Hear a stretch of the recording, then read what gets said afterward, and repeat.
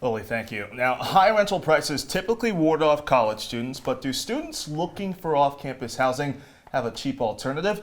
Cora Mayer-Costa joins us to chat about this problem some have been having. Cora, what led to these heightened prices? Well, Chile, there's been a few factors that have created this situation, and one of them primarily is the amount of students looking for off-campus housing. The current sophomore class increased the total amount of undergraduates by nearly 1,000. With an increased demand, but not enough housing units to supply that demand, prices have gone up. Many students are looking for off-campus housings. They're struggling to find a suitable option. There's not a lot of options. You kind of have to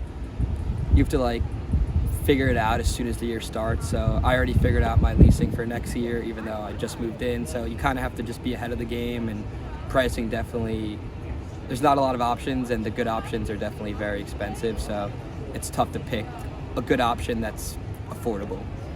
On the topic of affordability, Onondaga County Executive Ryan McMahon has been pushing the message that the county tax rate has fallen during his watch to its lowest level in years. McMahon says, quote, "Now we have economic growth, and because of that growth, we're seeing sales tax growth, and we've been able to cut property taxes and make strategic investments in long-standing issues in the community."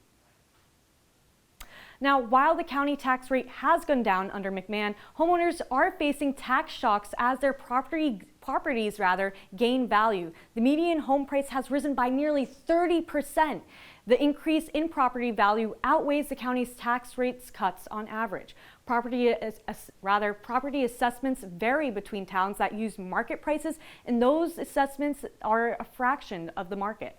This difference has resulted in residents of nearly 8 of the county's 19 towns automatically paying higher tax bills unless their assessments are reduced.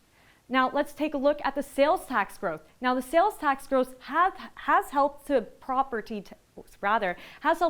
tax to stagnate. The previous county executive made a deal in 2010 where the county stopped sharing sales tax revenue with local towns. Now that was the last year property tax had exceeded sales tax as a source of county revenue.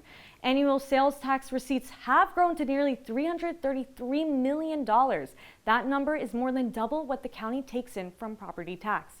McMahon plans to use the money made in sales tax for his $85 million aquarium project at Syracuse's Inner Harbor. Citrus TV News will be following this development and will give you the latest updates on what's to come for the project. Reporting for Citrus TV News, I'm Cora Mayer-Costa.